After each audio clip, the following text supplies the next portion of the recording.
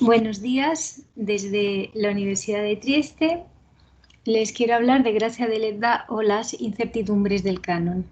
Gracia de Ledda procedía de los márgenes del sistema literario, en cuanto mujer, sarda, autodidacta, y a pesar de recibir el premio Nobel en 1926 y entrar en el canon de los manuales de literatura para las escuelas, en Italia, aún hoy es una autora relegada a un segundo plano en el panorama crítico italiano.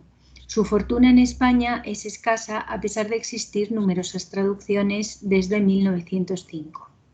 Voy a esbozar en estos pocos minutos algunos de los motivos geosimbólicos que llevan a colocar a de Ledda en una zona fronteriza del canon, escritora aceptada a medias, escritora tolerada. La historia de la recepción de Gracia de Ledda es sumamente compleja. Premio Nobel en 1926, asignado en 1927, gozó en vida de un éxito de público enorme en toda Europa, mientras que la crítica nunca la amó mucho. En 46 años, de Ledda escribió prácticamente un libro al año, normalmente precedido por su publicación en revistas y periódicos y acompañado por traducciones en numerosísimas lenguas. A veces sus libros se publicaban antes en traducción que en su lengua original. Es emblemático el caso de Lederer, que aparece en 1907 en Alemania y en Francia. Se trata de una novela de argumento sardo que de Ledda decide publicar antes en Europa que en Italia, donde está publicando L'ombra del passato, una novela de argumento italiano, como recuerda Dino Manca. Lederer, revisada, se publicará en 1908. La edición en español también está en preparación en 1907, pero se publicará en Buenos Aires en 1909. Esto confirma la intuición precoz de Gracia de Ledda, adolescente, que entendió que el tipo de novela que le permitiría obtener consideración en el continente era una novela que conjugara una mirada etnológica hacia una Cerdeña exótica y primitiva con un planteamiento folletinesco. Su fortuna en Italia, tras su fallecimiento en 1936, depende en parte del Nobel, en parte de los avatares de la industria cultural. Entra en el canon escolástico acompañada por el juicio de Attilio Momigliano, Nessuno dopo il Manzoni ha arricchito e approfondito come lei in una vera opera d'arte il nostro senso della vita, pero lo habita de forma marginal. A partir de 1941 entra en el catálogo de Mondadori, donde se publican las obras completas en 5 volúmenes. En 1944 empieza la edición de volúmenes individuales, 48 títulos, y ediciones antológicas como la prestigiosa colección I Meridiani. Actualmente su difusión editorial se debe a editores sardos sobre todo. Paradójicamente, la escasa fortuna editorial está acompañada por una revisitación literaria de su figura como mujer por parte de autoras como Sandra Pettignani o Elisabetta Rasi. Por lo que atañe a su recepción crítica en Italia, como hemos anticipado, nunca fue excelente. En 1986, Giuseppe Petronio observaba cómo en las muchas páginas dedicadas a la obra de Ledda había todo y todo su contrario. Escritora seria pero aburrida y a la vez comparada a Tolstoy y a Dostoyevsky, identificada con los naturalistas y los veristas o incluida en los rangos de la literatura decadentista, a su vez considerada lo mejor o lo peor de la literatura del siglo XX. En los juicios críticos posteriores a la Segunda Guerra Mundial, en cambio, pesó la adhesión literaria y moral de los críticos al neorrealismo, que leían con esa clave a autores que no lo eran, o por lo menos no en aquellos términos. Petronio concluía invitando a colocar a la autora en el sistema literario de su tiempo para poder analizar el tipo de operación político-cultural que de Ledda llevó a cabo. A esta difícil valoración crítica se suma la dificultad objetiva de las antologías e historias de la literatura italiana para incluir a Gracia de Ledda en el canon de la literatura italiana, entre los clásicos de la literatura. Gianfranco Contini, por ejemplo, no la incluyó en su antología La literatura italiana 8-900 de 1974. Y si consultamos historias de la literatura también recientes, vemos que suele colocársela entre los escritores menores que representan realidades regionales y locales, mientras que se dedican posiciones de relieve a sus contemporáneos Luigi Capuana, Giovanni Verga o Federico de Roberto. En el resto del mundo, la fortuna editorial de Deledda es impresionante. Hay traducciones en finlandés, chino, croata, polaco, checo, húngaro, catalán, coreano, turco, japonés, pero a pesar de ello es una autora actualmente casi desconocida. Según Cecilia Schwartz, aunque sea la autora más traducida al sueco después de Alberto Moravia, la concesión del Premio Nobel a Deledda se considera generalmente como uno de los errores más flagrantes de la Academia Sueca. En las escasas ocasiones en las que se recuerda el nombre de Deledda en la actualidad, se menciona como uno de los fracasos de la Academia Sueca o como un ejemplo de premios Nobel olvidados.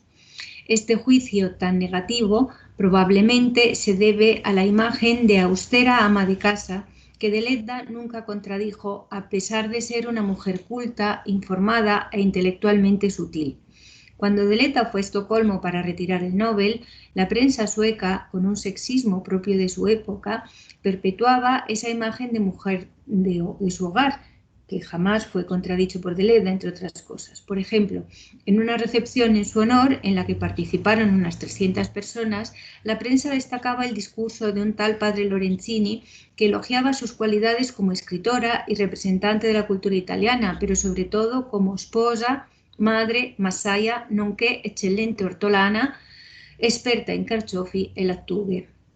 Su fuerte personalidad la llevó a superar la arcaica sociedad de su tiempo de una manera que podríamos definir conformista, debido a su profunda fe en Dios y a su agnosticismo politico, che, come afferma Maria Giacobbe, era stato uno dei suoi limiti non solo come persona umana, ma anche come scrittrice. La controvertida y fría relación que se entabló entre el fascismo y Deledda antes y después del premio, muy bien descrita por Riccardo Stracuzzi, desemboca en una especie de agnóstica colaboración por parte de la escritora. El régimen fascista usa a Deledda, una gloria nacional, como instrumento de propaganda, logrando su participación en la redacción de las lecturas del libro de la Terza Elementare en 1930. Para Stracuzzi se tratta di un episodio non irrilevante, puesto che l'introduzione del testo unico per la scuola elementare costituisce per il fascismo uno degli strumenti importanti con i quali nazionalizzare le masse. Deledda era una gloria nacional en Italia ya antes de la concesión del premio, mal tolerada por muchos intelectuales. Por ejemplo, Pirandello, quien en su novela Suo marito ridiculiza a Deledda y su marido, en una carta dice: «Son partito dal marito di Grazia Deledda, che capolavoro, dico il marito della Deledda, intendiamoci». Efectivamente, en 1900, tras su matrimonio con Palmiro Madesani y su mudanza a Roma, Deledda se convirtió en el primer caso en Italia de escritor profesional, usó el masculino adrede, apoyada por su marido, que se convirtió en su agente literario. Deledda se adelanta a la industria cultural, por lo cual su recepción y éxito mundial en vida fue el resultado de una estrategia articulada de escritura y difusión de sus obras. También el premio Nobel es el fruto de lo que Schwartz llama una mediación múltiple, en la que desde la primera candidatura en 1913 intervienen diversas redes interconectadas. A partir de la red egocéntrica de Deledda, formada por su amplio tejido de relaciones nacionales e internacionales, entre las cuales identifica Schwartz también un nudo de mujeres intelectuales de Roma, del que forman parte mujeres como su traductora al sueco Ebba Atterbom o Ellen Key, que en Roma había conocido a Deledda, y a Sibilla Leramo, y que seguramente conocía a la verdadera Deledda. Una Deledda que, a pesar de su retraimiento doméstico, es la primera mujer que se presenta como candidata para el Parlamento italiano con el Partido Radical en la circunscripción de su ciudad natal, Nuoro. Obtendrá 34 votos. La prensa española, curiosamente, se hace eco de la noticia. Feminismo práctico, titula la noticia El Imparcial. La Región recoge las siguientes declaraciones. Nunca me he asociado a ciertas manifestaciones del feminismo moderno, pero hay tantas cosas de que puede hablar una mujer en asambleas compuestas de hombres. Está toda la legislación sobre el trabajo de la mujer y de los niños. Está por crear una legislación que proteja a las mujeres pobres, fatigadas por una fecunda maternidad,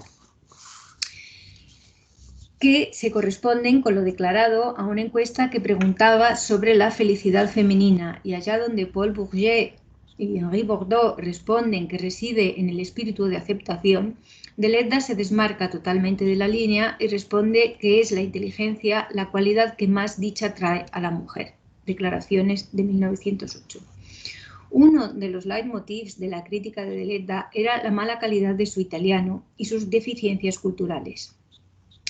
Todavía en 1975 Mario Micinesi afirma che il peso dell'incultura si sarebbe fatto sentire a lungo esercitando un'influenza negativa. Grazia Deledda, nacida en Nuoro, en Cerdeña, en 1871, aun habiendo crecido en una casa donde había biblioteca, por su condición de mujer estudia solamente los 3 primeros años de enseñanza primaria. Se le permite repetir el curso de tercero y luego prosigue su instrucción en casa prácticamente autodidacta. A los 13 años tomé 10 o 12 lecciones de italiano y francés con un profesor, cuenta en una carta. Lee todo lo que encuentra en la biblioteca de familia, la Biblia y los folletones en boga en la época, para luego ir incorporando sus lecturas a Hugo, Sue, Balzac, Byron, Scott, Heine, Poe, Verga, D'Annunzio, Fogazzaro, Capuana, hasta llegar al encuentro decisivo con los rusos Turgeniev, Gogol, Dostoyevsky y Tolstoy.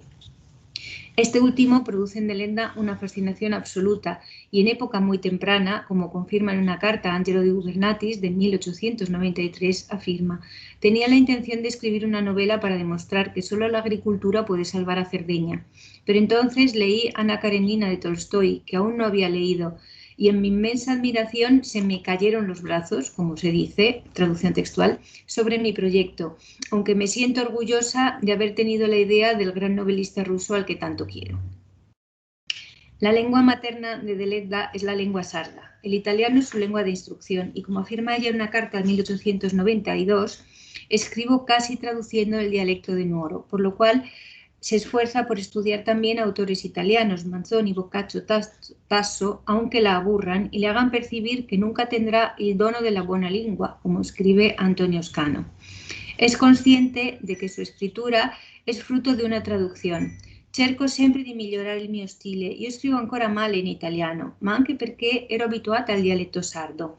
Tanto es así que se ha atribuido su alejamiento de los modelos tradicionales del bello scrivere al hecho de que tradujera de forma poco adecuada del sardo al italiano, dificultando con ello su colocación crítica en el panorama literario italiano del siglo XX. Deledda decide escribir en una lengua aprendida por puro acto de voluntad, seguramente con la intención de superar los asfixiantes límites geográficos en los que se movía. Deledda llegó a ser bilingüe solo después de los 30 años, cuando se mudó a Roma, y pudo por fin entrar en contacto no epistolar con los intelectuales y artistas. Pirandello, Moretti, Tozzi, Verga, Fogazzaro, Aleramo, Ru, Serao, Balla, Severini, Boccioni, por citar a los más famosos. Hablando italiano todo el tiempo, su léxico se fue enriqueciendo, su sintaxis se volvió más ágil, aunque no por ello dejó de ser una extranjera que había elegido escribir en italiano, como afirma María Giacobbe. La presencia de la lengua materna está presente en sus obras no solo con poemas, términos, modismos o expresiones proverbiales, sino sobre todo con un italiano que reproduce de forma mimética el sardo en los diálogos de sus personajes. Laura Fortini afirma que di traduzione si tratta non è tradimento, sino de una constante y consciente mediación entre su lengua materna y la lengua vehicular italiana, orientada a inscribir a Cerdeña con su forma de hablar y con su lengua en el horizonte cultural italiano y no solo italiano.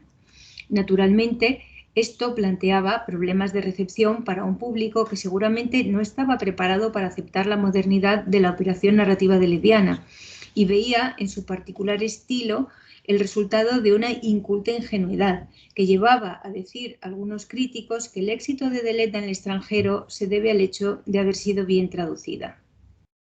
Vice Mortara Garabelli critica severa y justamente la idea de que las obras de Grazia Deledda, al estar mal escritas, adquieran en otras lenguas mejor calidad, puesto que la traducibilidad de la lengua deleddiana tiene las mismas raíces que dan razón de su persistente fortuna y de su modernidad. La construcción sintáctica no juega con elementos fónicos o elecciones léxicas, sino con efectos de color. Como dice Mortara Garabelli, su escritura no se apoya en sugestiones ligadas a la estructura tímbrica de una lengua en particular, sino que tiende a resultados pictóricos, visualmente transponibles en sus contrastes, armonías y claroscuros en el léxico de las diferentes lenguas. La difusión de las novelas de Deleda en el extranjero, como hemos visto, empieza muy pronto a través de una red de contactos de los que no tenemos constancia para España y Hispanoamérica. Por lo que atañe a las publicaciones de sus obras en España, se pueden distinguir 3 etapas que coinciden con 3 momentos precisos de la historia española. Hasta 1936, durante el franquismo, y en época reciente, a través de traducciones que revalorizan la figura de mujer escritora. Una cuidadosa reconstrucción de la recepción de Deleda en la península la ha llevado a cabo Alessandra Sanna en su tesis doctoral y en artículos posteriores. Como ejemplo de práctica traductora normalizadora, la primera etapa de la recepción en España de Deleda, voy a proponer 2 breves ejemplos de la traducción de Eduardo Patricio de Bray de 1914 de Dopo el divorcio, una novela escrita en 1902. Por lo que respecta a la traducción de Eduardo de Bray, podemos observar una tendencia general a elevar el tono literario del texto original, adaptándolo a las convenciones de la literatura culta de folletín que él solía traducir del francés. La técnica de la explicitación más o menos creativa, que en este ejemplo resulta moderada, Constantino por escarcelado, se complementa con añadiduras libres que indican una adjetivación que busca colocaciones convencionales, como en el caso de tumultuosas, y una técnica de descripción que tiende a reducir el personaje a un estereotipo. Por ejemplo, perdida la blancura que le diera la prolongada reclusión. En otras ocasiones tiene una completa reescritura, seguramente por no haber entendido la novedad sintáctica del estilo delediano. Ante la transformación normalizadora de la traducción de Bray, la reescritura delediana de esta novela, Naufragio in Porto, de 1920, depura y tiende a la eficacia, como podemos ver en el retrato de Matea. La modernización y adecuación al italiano estándar están acompañados por una escritura más densa, menos superflua, más concentrada. La hipercaracterización de los personajes tiende a rebajarse para indagar en su complejidad con una descripción más impresionista y menos lombrosiana. La recepción de Deleda bajo el franquismo es indisociable del proyecto ideológico que se llevaba a cabo a través de la censura. El informe del censor de las obras escogidas que se publicarían en 1955 encuentra que no hay nada que impida su publicación, aunque hay algunas obras de argumento extraordinariamente fuerte y atrevido, pero al tratarse con gran discreción y sobre una base profundamente cristiana y moralizadora, se equilibra lo que pudiera ser nocivo. Por lo tanto, la publicación será totalmente inocua en una serie de obras completas, pero no debiera extenderse a cada una de las novelas por separado. La Deleda que el franquismo quiere que leamos es la que encontramos en esta indicación de lectura de 1960, publicada en el Boletín de la Dirección General de Archivos y Bibliotecas, donde se describe a la autora ajustándose a los más puros cánones de la sección femenina. De familia modesta, entre campesina y burguesa, recia de cuerpo y de espíritu, cabeza grande con anchos ojos de mirada alucinada, autodidacta, una vocación más fuerte que el atavismo y que las retrógradas costumbres instaladas en su natal isla de Cerdeña en aquella época la impulsaron a consagrarse, ya desde la adolescencia, a su labor de escritora, incluso pese al lastre que pudiera haber supuesto su temprano matrimonio con un funcionario burócrata y su consiguiente dedicación a las tareas domésticas. En este recorrido breve y necesariamente incompleto, he querido poner de relieve las incertidumbres del canon ante una escritora que no se sabía clasificar. En primer lugar, por su lengua, escribía mal, era inculta, sin apreciar la novedad de su lenguaje. En segundo lugar, por el papel que supo desempeñar en el desarrollo de la industria cultural, ser ama de casa dedicada a sus alcachufas y lechugas y, al mismo tiempo, escritora profesional a principios del siglo XX. Y, por último, por su difícil clasificación política, su agnosticismo político contra un feminismo de sororidad que siempre ejerció. Al cruzar la frontera de su lengua nos encontramos ante prácticas textuales que llevan a recolocar la diversidad de esta escritora dentro de lo aceptable en términos de normalización textual a través de traducciones, por ejemplo, como política, apropiándose de alguno de sus valores y ocultando todos los demás a través de los paratextos que nos proponen en los textos en la época franquista. Hemos dejado fuera muchos otros vaivenes e incertidumbres del canon, criterios poco aplicables a una mujer incómoda que supo abandonar su isla natal, situarse en el centro de la escena intelectual italiana y realizarse a través de la escritura, una mujer que, como hemos visto, encontraba su mayor dicha en la inteligencia. Muchas gracias.